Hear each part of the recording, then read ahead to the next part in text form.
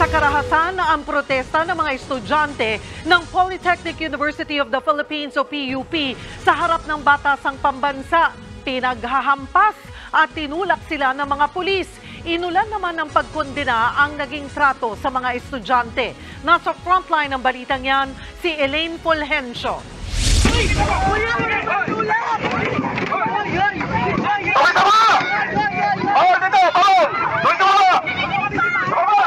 Pinaghahampas at pinagtutulak. Yan ang marahas na sinapit ng mga estudyante ng Polytechnic University of the Philippines o PUP sa kamay ng Quezon City Police District. Nangyari yan kahapon sa harap ng batasang pambansa. Pinoprotesta nila ang kawalan ng kinatawa ng mga estudyante sa pagdinig ng Kamara tungkol sa panukalang gawing National Polytechnic University ang PUP. Isa kasi sa pinangangambahan ng mga estudyante sakaling maisabatas ang NPU bill ay ang posibleng commercialization at pagsasapribado ng PUP. Mariin namang kinundina ng ACT Teachers Party List ang marahas na dispersal.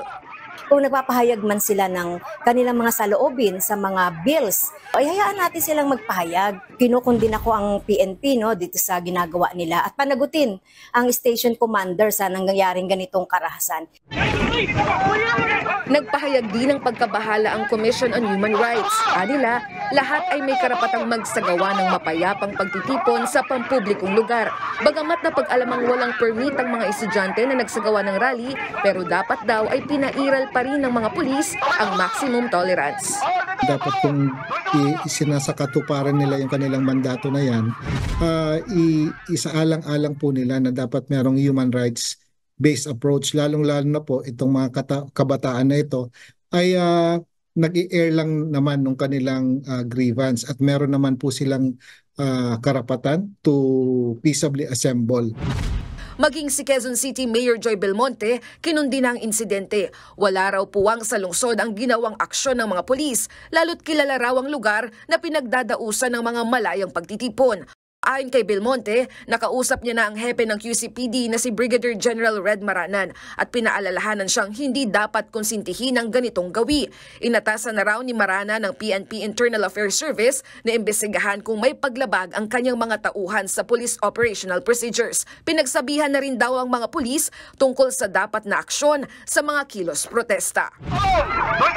Nagbabalita mula sa frontline, Elaine Fulgencio, News 5.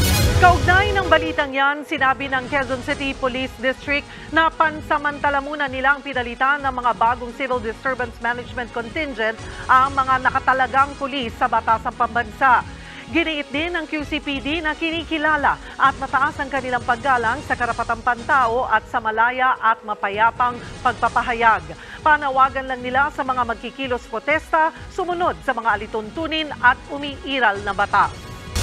Mga kapatid, Cheryl Cosim po, huwag maging huli at maging una sa lahat sa balitaan.